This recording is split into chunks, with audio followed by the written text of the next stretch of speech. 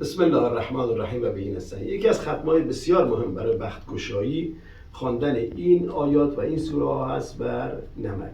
یعنی مقدار نمک تهیه کنید و این آیات و این سوره ها رو بر اون نمک بخوانید و با آب قاطی کنید و غسل کنید. آیات و سوره هایی که بر نمک خونده میشه ایناست.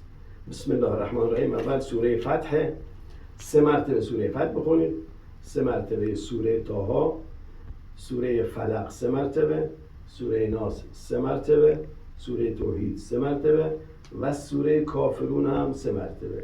ترتیب خوندنش اینه که از چهارشنبه شروع کنید، یعنی غسل اولی رو چهارشنبه انجام بدید، یعنی این سوره ها رو بر اون نمک بخونید و همون روز نیم ساعت قبل از اذان مغرب یا اذان ظهر قبل از نماز، نیم ساعت قبل از نماز اینو انجام بدید و غسل کنید و بعد روز پنجشنبه و بعد روز جمعه. یعنی این ترتیب هست و باید به مدت 3 هفته این انجام بشه.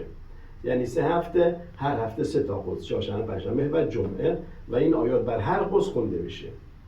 این یکی از کارهایی است که باعث بختگشایی برای دختران و پسران میشه.